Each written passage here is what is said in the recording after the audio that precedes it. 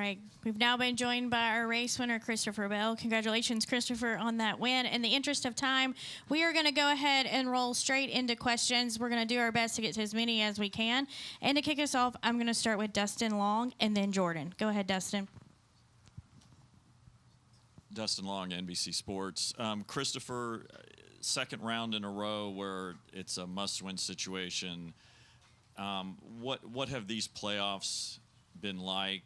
Is this what you expect out of yourself? Have you learned anything about yourself the last few weeks?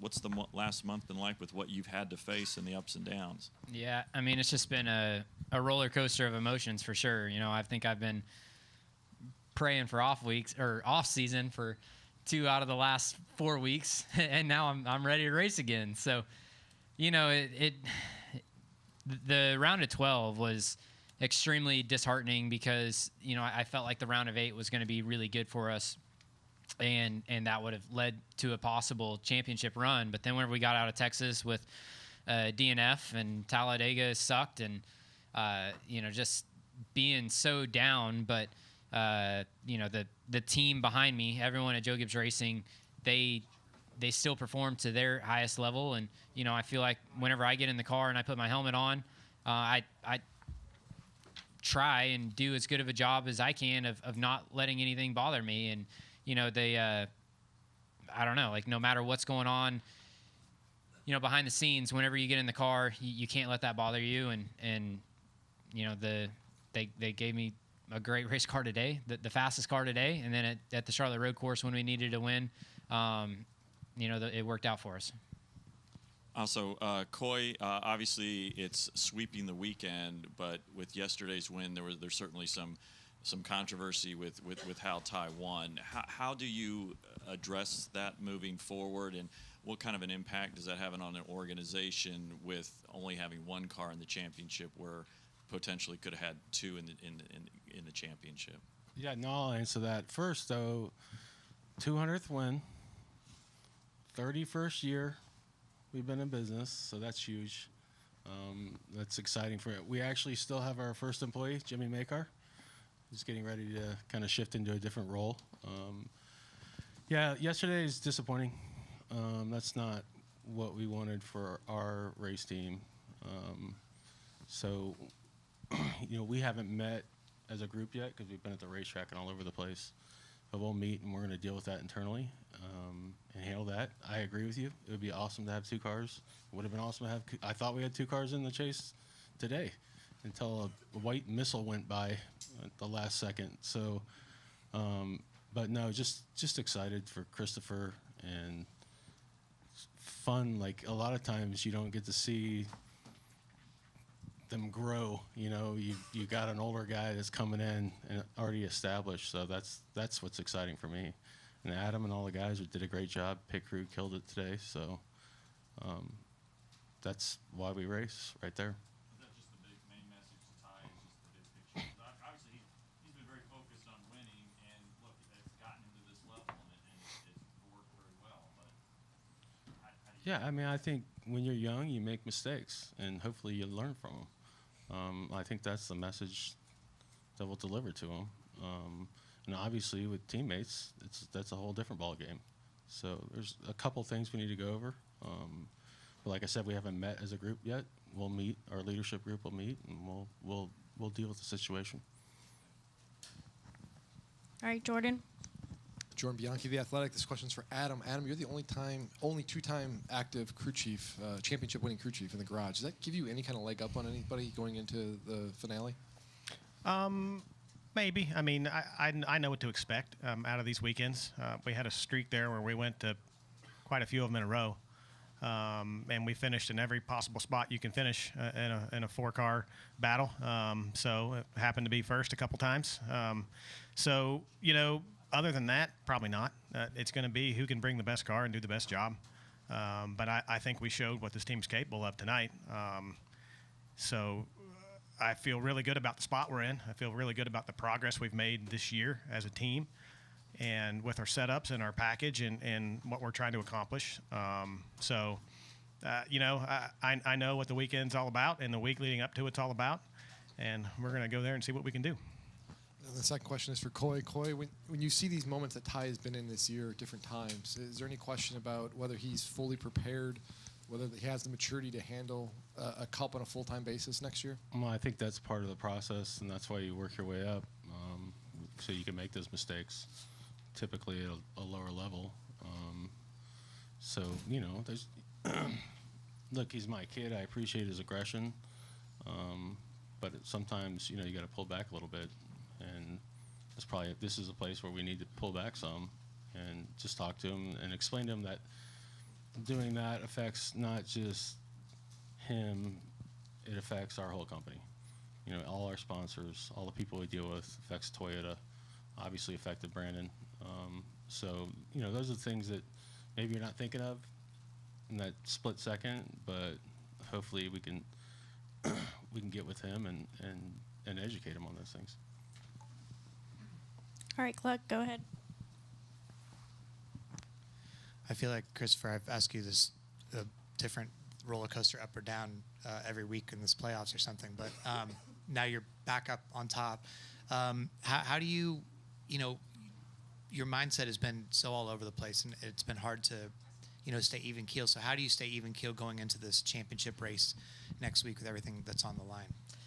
Yeah, I mean, this next week is easy. We don't have to focus on stage points or where we're at compared to everyone else. It's just one race, and like Adam said, whoever brings the best car and executes the best is going to win the race and the championship. So, I think whatever happens, and I'm very proud to be in this position. It's all about the sport's all about people, and fortunately for me, I ended up with the best people around me.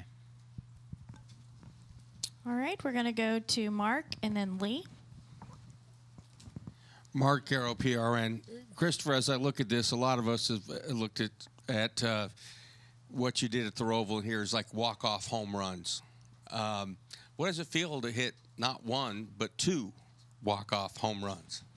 Yeah, I mean, it's just I don't think it's sank in yet. And one thing that is very unique about the playoff system and the wins that we have had, they don't feel like at least for me, I don't feel like I've won a cup race yet. I feel like I, transferred in the playoffs and I get to go race for a championship. And in a way, the playoffs overshadow the race wins. So whenever you have a race win in the regular season, it's cherished, and you feel like it's a big deal where, you're winning a race in the playoffs, especially the way that we did.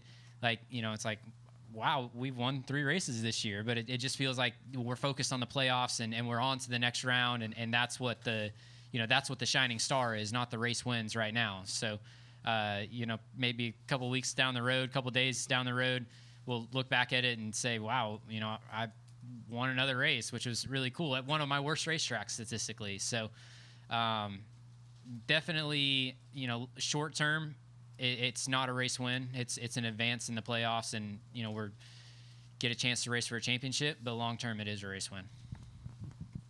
All right, we'll come up front to Lee.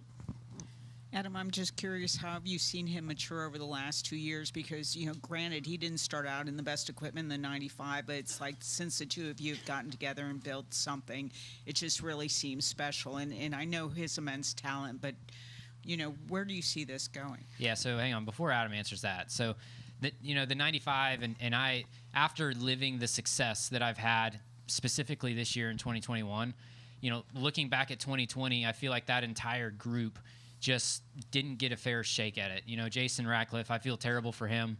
Everyone at LFR, just the hand that we were dealt with COVID and getting practice and qualifying taken away from us. Our equipment was good. Like it was not a question of equipment. It was a matter of not being able to showcase what we were capable of doing. And by not having practice, not having qualifying, we weren't able to get in a groove.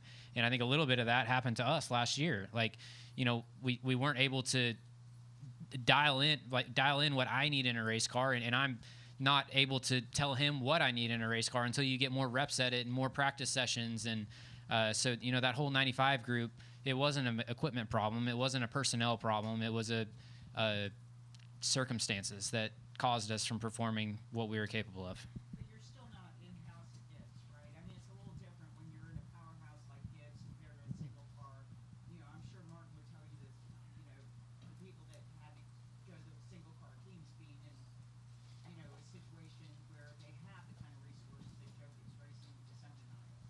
Yeah, I mean, we had a technical alliance that I feel like was capable of bridging that gap, but I'll let Adam answer and speak to the rest of it.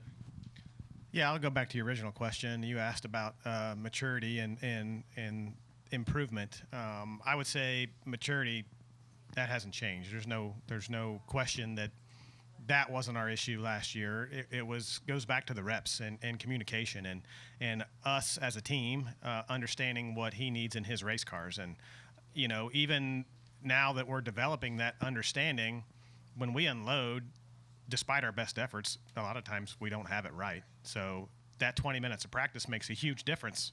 It makes the difference from missing the balance on occasion to being able to right the ship. And those overnight adjustments, just like this weekend, if we had to race how we unloaded, we weren't going to win.